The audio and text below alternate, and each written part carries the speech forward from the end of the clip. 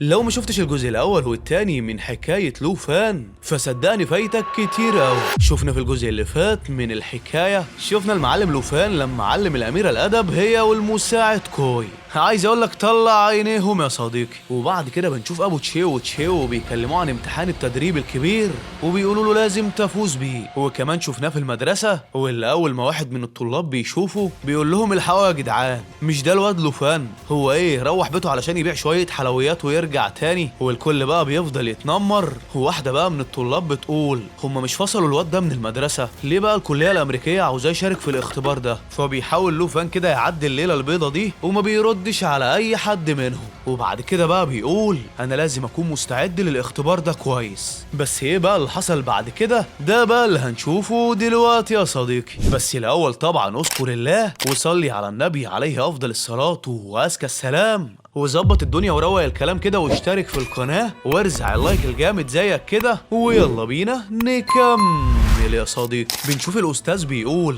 ايه ده انت هنا يا لوفان؟ عاش من شافك يا ابني. ايه انت هتشارك في المسابقة؟ فبيقول له لوفان ايوه يا استاذي لازم اشارك في المسابقة، انا اتحسنت كتير في الفترة اللي فاتت دي. فبيضحك المعلم وبيقول له ماشي دي حاجة كويسة، لازم تتدرب بجهد اكبر ماشي. وبعد كده بقى بيديله حجر في ايده وبيقول له ده حجر الانتقال الآني بتاعك. واول ما بياخدها لوفان النظام بقى بيبعت له رسالة وبيعرفه ان تجربة النقل دي مضروبة في 10. فبيقول له الاستاذ خليك واثق في روحك القتالية وما تفتكرش انك من اسوأ المهن اللي هنا، انت مهنتك مهمة جدا بس اهم حاجة تركز في الاختبار اللي انت داخل عليه يا برنس، علشان اي غلط فيه او اصابة ممكن تكون قاتلة. وجه الوقت بقى انك تتعاون مع اصحابك اللي في الصف بتاعك، بس لو الموضوع ممشيش كويس ساعتها بقى استخدم حجر الانتقال الآني علشان تخرج من الاختبار من غير يعني ما تحرج نفسك. فبيقول له لوفان حاضر يا استاذي ما تقلقش. الاستاذ فاكره غلبان يا جدعان. وبعد كده بقى بيشوف طلاب واقفين جنبه وبيتكلموا عليه انه هيتقاسم مع فريقه في النقاط علشان يبقى هو رقم واحد على الكل.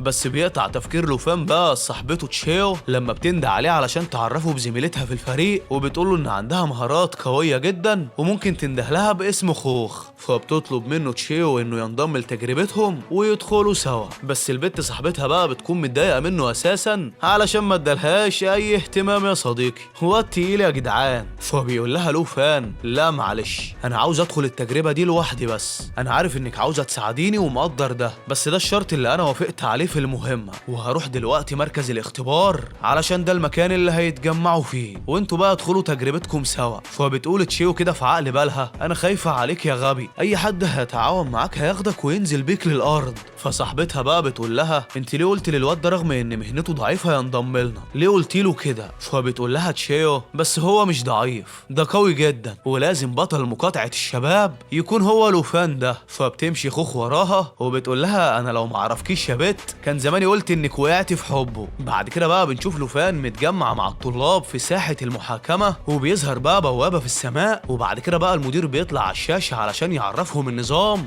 وبيقول لهم خلوا بالكم البوابه اللي في السماء دي متقسمه لاربع مستويات: كابوس الخوف والصعوبه الجباره، وفي كل مرة هتتفتح البوابة فيها لواحد منكم هيدخل ويستخدم حجر النقل الآني علشان يوصل لبرج السلم. وبيوريهم على الشاشة ان ابراج السلم اللي مستواها عادي كلها اسقاطات ومحدش هيتعرض فيها لاي اصابات مميتة، ومستويات الصعوبة هي اللي هتكون كلها وحوش حقيقية. وساعتها بقى تقدروا تحتفظوا بالنتائج عن طريق الحجر الآني اللي معاكم. فالطلاب بيقولوا شكل الاختبار كله مستويات صعبة ومهما كانت الصعوبة فالمهن المخفية كلها هتموت فيها اكيد. فالمدير بقى بيقول لهم مش كده وبس، ده كمان الوحوش اللي مستوياتها عالية هتكون شرسة جدا وما انصحش اي حد انه يدخل الاختبار ده لوحده، يعني الاحسن انه يقسم النقاط بينه وبين فريقه علشان يحافظ على حياته بس. فبيشوف لوفان واحد داخل عليهم وعمال يضحك وبيقول للمدير بص عليا انا المرة دي خدت اعلى الدرجات. فخوخ بقى بتقول لتشيو ان الواد ده كان اول واحد في المدرسة المتوسطة واسمه نانشينج واخد رقم 1.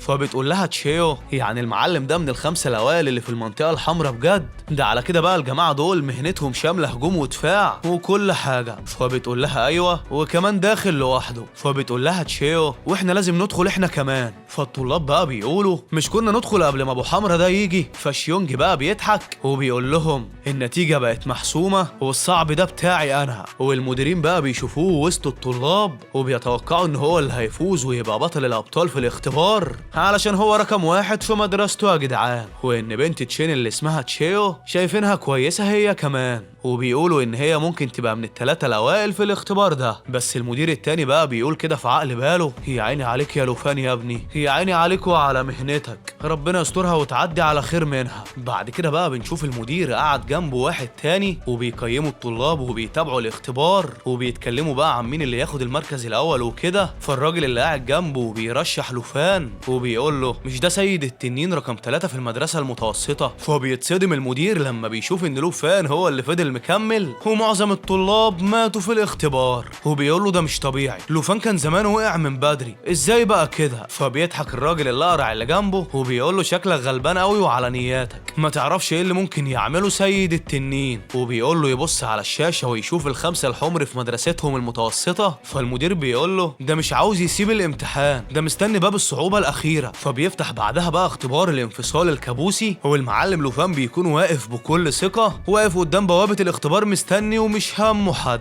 هو المدير بيقول ده اكيد مجنون، اكيد هيموت هو والتنين بتاعه ده. بس بيتفاجئوا بقى لما المذيع بيقول ان لوفان اتحدى الكابوس المحيط. المدير في حالة ذهول، مش مصدق ازاي قدر يتحدى الكابوس المحيط، هو ان اخر واحد عمل كده كان من 8 سنين وساعتها الواد مات اسوأ موتة شنيعة. فبيقول النائب اللي معاه هو انت هتهزر؟ مش اكيد نشرت قواعد الامتحان الكبير كده سيد التنين ممكن يخرج من الاختبار، لان في حاجات كتيرة مش واخد باله منها، لان كده لوفان مش هيتقارن بتشي جونج اللي دخل من 8 سنين. بس خلينا قاعدين بنتفرج الاول وقبل ما نحسم النتيجة. هو المدير بقى بيكون متوتر ومش فاهم هو بيتكلم بالبرود ده ازاي، وبيبص بقى على لوفان وهو جوه اختبار كابوس المحيط ومش مصدق انه لسه واقف على رجله. ولكن هو فجأة بيظهر للوفان اكتر من 10 ديابة سودا مفترسة، والمعلم لوفان واقف وفي ايده السلاح. فالنظام بقى بيبعت له رسالة وان في الدور الاول من برج محاكمة الكابوس وانه خد نقاط اضافية تزوده في المستوى. فالنائب بقى بيقول ايه العبط ده يا جدعان، ده قوته مش طبيعية، دي اكبر من مستواه بكتير. فالمدير بيقول هو الواد ده لقى التنين الاسطوري ولا ايه؟ وبيشوفوا مستواه عمال يزيد على الشاشة وبيعدي كل المتسابقين. فبيدخل بقى على المديرين واحد اسمه شيانج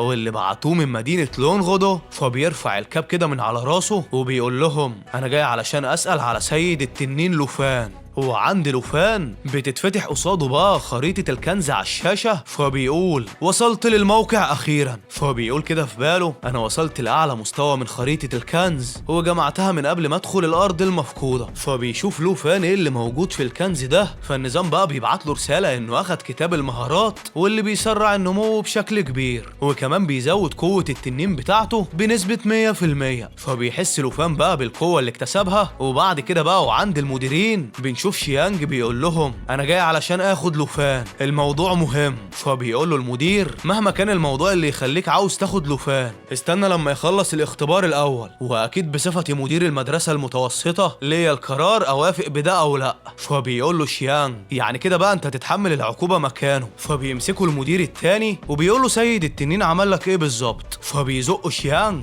وبيقول له ما تتدخلش، مالكش انت دعوة، دي مهمتي وانا حر، ولو فكرت تتدخل مرة تانية انا مش مسؤول عن اللي هتعمله فيك عيلة جين ولونج ماشي؟ فبيقول للمدير هاني يجيب له لوفان هنا. فبيقول لاو للدرجة دي العلاقة ما بين سيد التنين ومملكة تايشي معقدة قوي كده؟ بس اللي اعرفه ان لما سر لوفان يتكشف مش هيكون للإدارة العليا ولا عيلة كيم اي اهمية. فبيقول له شيانج سر ايه بالظبط؟ انت كده بتخالف اوامر المبعوث. فبيمسكوا لاو من ظهره وبيقول له لو خالفت الاوامر العليا هعترف ومش هخاف. فالمدير هام بقى بيهديهم وبيقول لهم استهدوا بالله يا جدعان، ما تخلوش العصبيه دي تاثر على الامتحان الكبير. فبيقول له شيانج وانت بتعمل كل ده علشانه ليه؟ فبيقول له هو انت ما عندكش فضول تعرف سره؟ لوفان اختار مستوى الكابوس بالذات علشان يختبر قوته ويشوف ممكن يوصل لفين لوحده. وبيتفرجوا بقى على لوفان هو المعلم بيختبر قوته اللي اكتسبها مؤخرا. هو شيانج بيقول له انا مش فاهم برضه ايه المميز في لوفان ده. فبيقول له المدير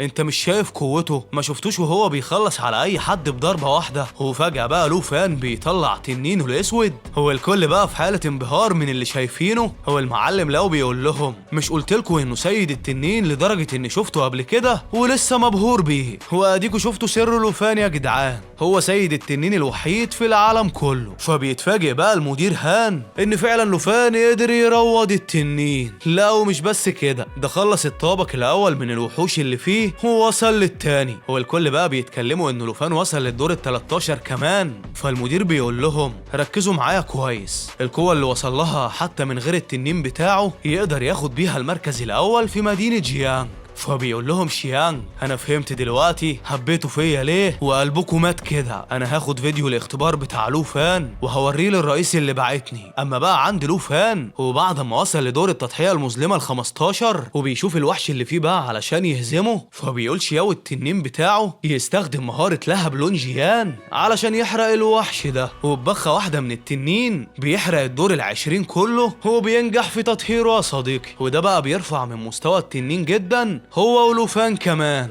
فبيقول بعدها كده بكل عزيمة يلا خلينا نوصل لبرج السلم السماوي سوا. وفي الاختبار بنشوف في مكان تاني واحد من اوائل المدرسة الحمر واللي بيقول هو الاختبار المرة دي صعب كده ليه يا جدعان؟ ده وحش ايه ده؟ يخرب بيت اليوم اللي دخلت فيه هنا. بس ولا يهمك ياض، كل لما تتعب هتلاقي. وبيتقال ولا يهمني اي منافس تاني، محدش هيكون بطل الامتحان الاقليمي ده غيري انا. وبيضحك زي المعتوه ويا عيني فاكر ان المديرين بيتفرجوا على اداؤه المنيل ب60 نيلة ده، ولكن في الخلفية المديرين مش عارفين يشيلوا عيونهم من على الشاشة. وطبعا ده بسبب اداء لوفان اللي وصل للدور ال50 من برج السماء يا جدعان. وكل المتسابقين التانيين فشلوا يوصلوا للمكان ده. لا ده كمان الكل في البلالة خالص. هو عند لوفان اللي ما بيقولش لا للجمدان بيلاقي النظام بيعرفه انه اكتسب مهارة جديدة واللي بتكون مهارة تحويل الشخص ل4 مختلفين، واللي منهم المدمر وحامل الدمار. بس فجأة بقى بيحصل زلزال والحجر بيقع عليهم، فالنظام بيبعت له رسالة ان رئيس المكان هيظهر، والرئيس ده بيكون العملاق في جبال الحيتان البرية ومن المستوى ال20.